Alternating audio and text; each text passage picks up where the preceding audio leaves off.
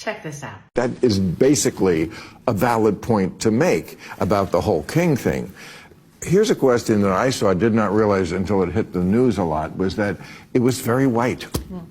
What do you make of that? That the guy in Baltimore, the paper there said, we struggled to, our photographer, to find a picture of black people in this march. I'm okay with that. I didn't go, and I feel like, well, you talk.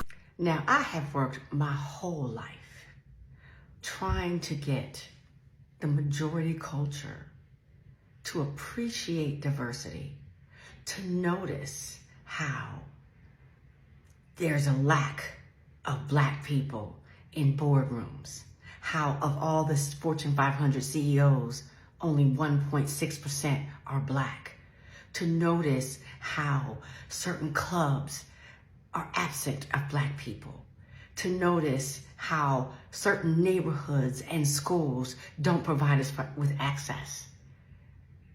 But the one time white folks want to start talking about where are the black folks and noticing our absence is when it comes to us putting our lives on the line and carrying the burden of struggle.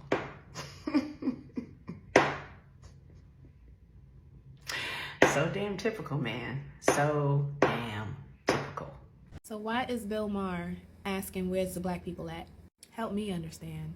And he's asking Michael Steele, who I don't follow him closely, but my understanding is he was the chairman of the RNC and he's been a little tokeny in the last few years.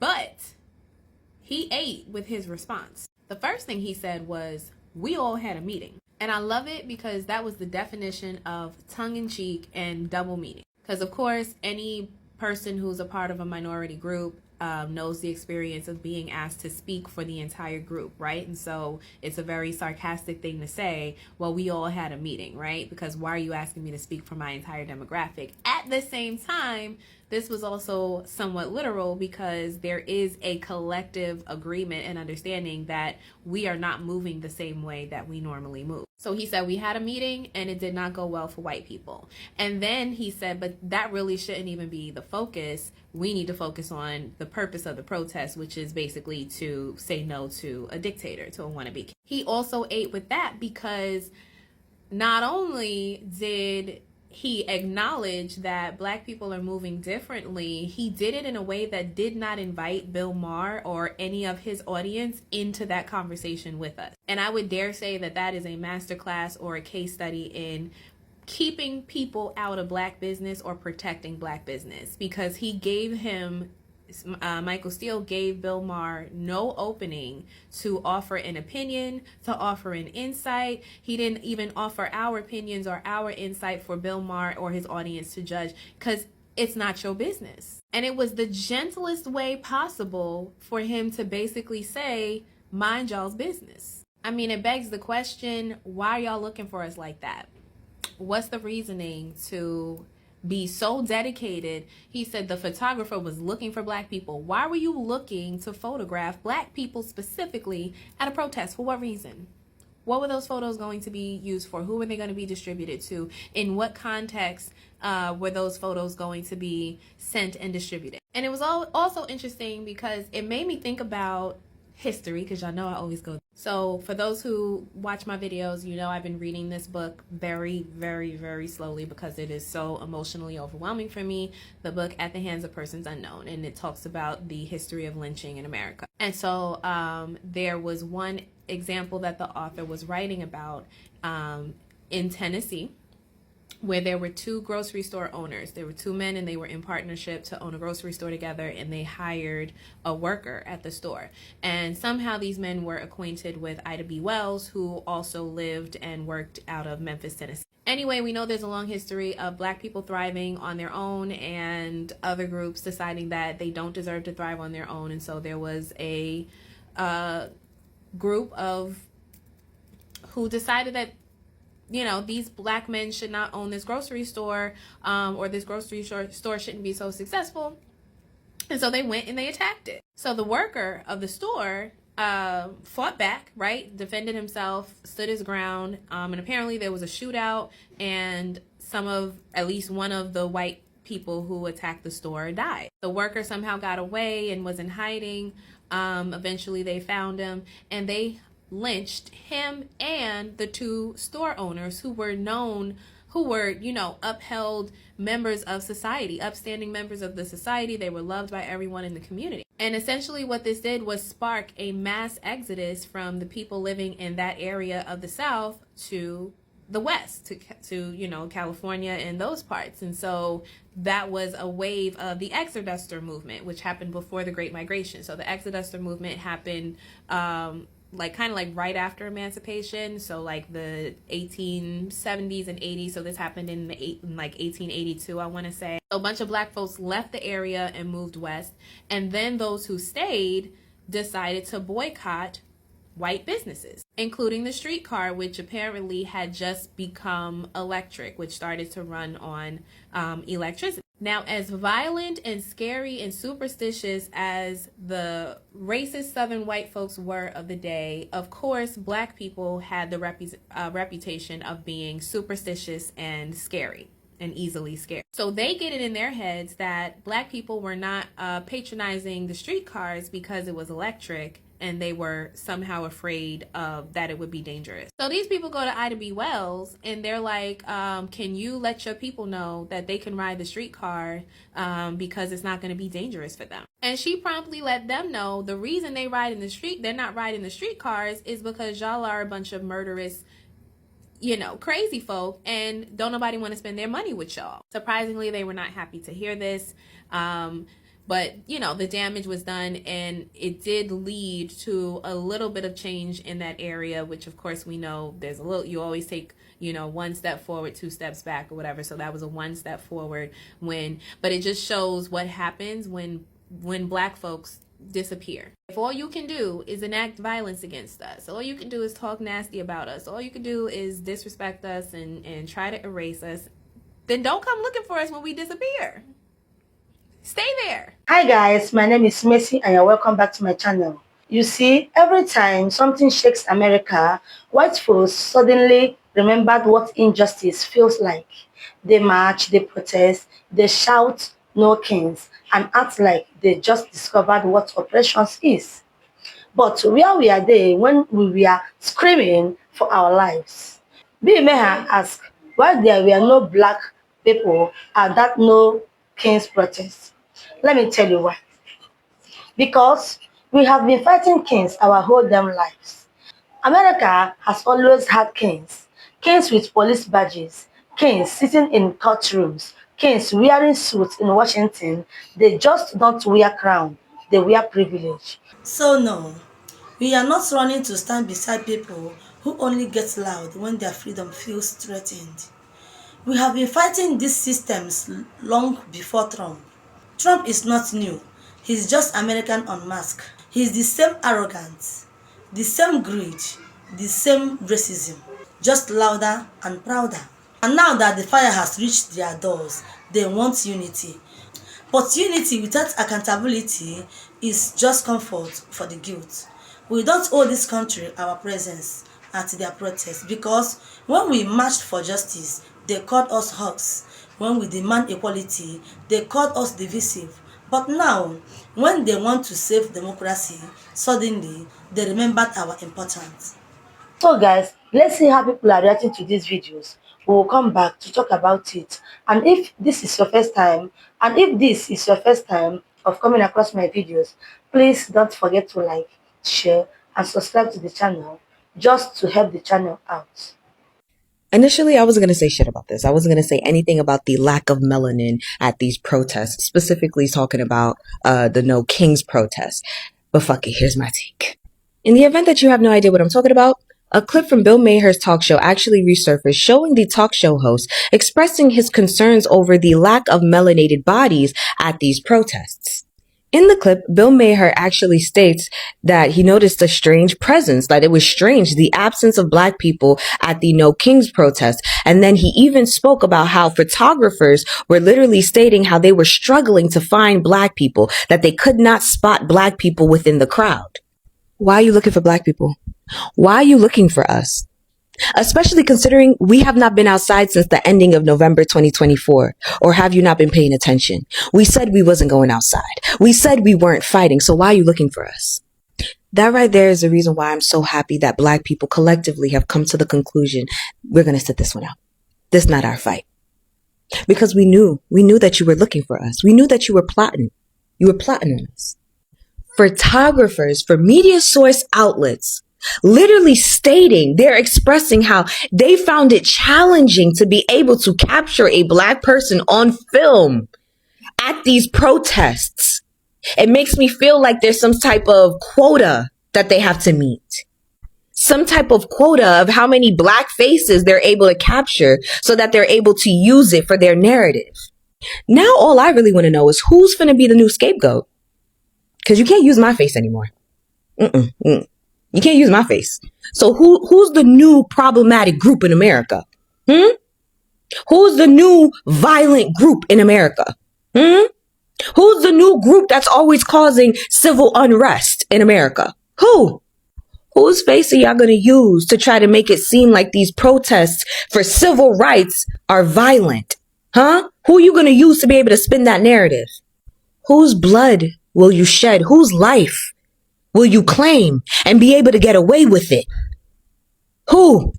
Because right now, y'all got a whole lot to fight for. Y'all got a whole lot to protest, to scream, to burn shit down for. But you don't want to fight the government. Y'all don't want to fight the government. You want to fight Black people. You don't want to fight the Republicans or the Democrats. You want to fight Black people. You don't want to fight for your rights. You don't want to fight for your lives. You want to fight Black people. Get somebody else to do it. To Bill Maher, why are you looking for us? I just saw a clip of him speaking to, I forgot his name. Now I'm so sorry, but he usually on. I've seen him on CNN. He's a Black guy, and he is a registered Republican. However, Bill Maher was saying to him, basically asking him once again, asking a Black person to speak for the entirety of the Black community. However, in this case, he could, because as a collective we said one thing, and this is just what it is, that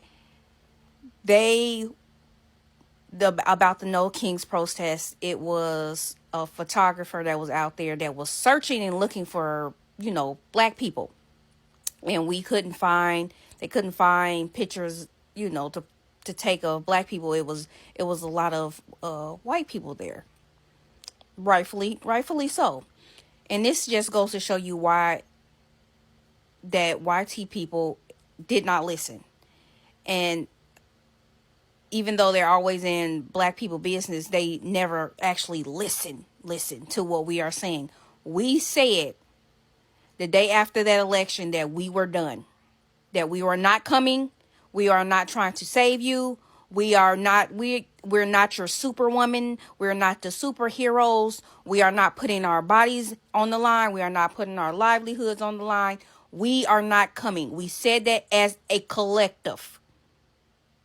Period, point blank. So my confusion, why in the world are you steady looking for Black people to bail you out of your It's enough YT people that's going to be affected by all the foolishness that is going on in this country to get out there and open your mouth. This is what's called using your YT privilege to change something. Because they're looking to harm us. They're not looking to harm you. They're just looking to coerce you to their side. Stop looking for Black people to come out. We said as a collective, we ain't coming. This is your guys' mess to clean up. You broke it. Now you got to fix it. Bill Maher made a point to say that he spoke to photographers that attended the No Kings Day protests. And these photographers said to him that they really struggled to find pictures of Black people in attendance. Why is that? Why are photographers looking for Black people to be in attendance at the No Kings Day protests? Folks, we've known what this has been about. We've known what all of this has been about since Election Day. We all knew what time it was. And we knew that stepping back and allowing the rest of the country to fight this battle was the right decision. Because if you read Project 2025, if you read any piece of Project 2025, you knew they were looking to come after our community. And while so many other communities are proving to be collateral damage right now, they are also suffering at the hands of these people right now.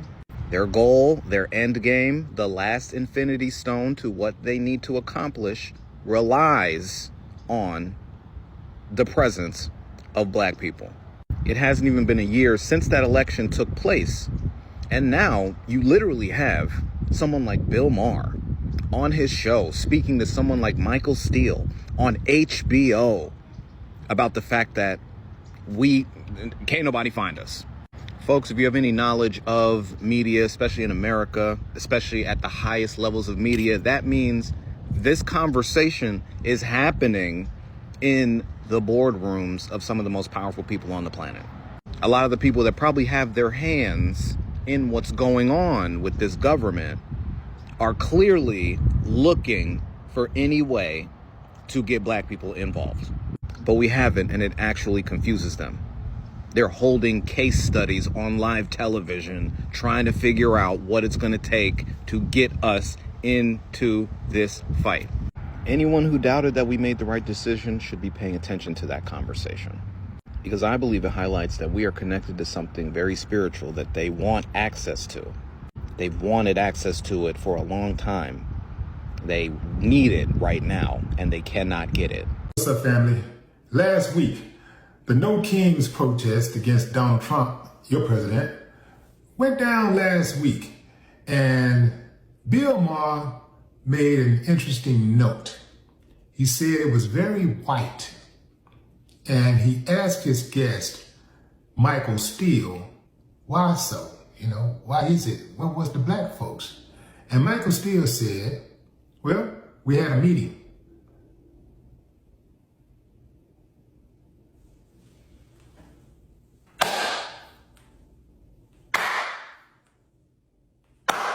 That, yeah, man, y'all broke it, y'all fix it.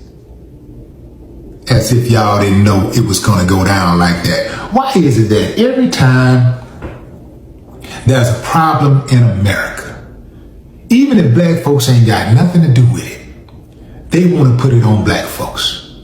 They don't care nothing about us until there's a problem, right? They don't care. I mean, you can even look at times of crisis, right? When there's a time of crisis, all of a sudden, we're all on the same team. When 9/11 happened, when they hit the Twin Towers, when our government, other people hit the Twin Towers, we're all on the same team now. There's a hurricane, a flood. Oh, now we're all on the same team. But after everybody get back comfortable, get on with it, back to a sense of normalcy, now it's, hey, I'm bored. Let me pick on the black folks. Yeah. So they want black folks to fix everything. Every time look, remember what happened when George Bush messed everything up? The youngster messed everything up. They called on the brother to come in and shake things up a little. Now, I'm not saying he did a great job, but he definitely did a better job than George Bush did. And he definitely did a better job than Trump did in his first term and his second term. In any event, y'all broke it. Y'all fix it. Yeah. What you looking for us for? Every time somebody have a big issue, when they want to march, when somebody's being done wrong, they looking around for the black folks. Well, y'all better help us, trying to shame black folks. But when it's on us, when we're going through it.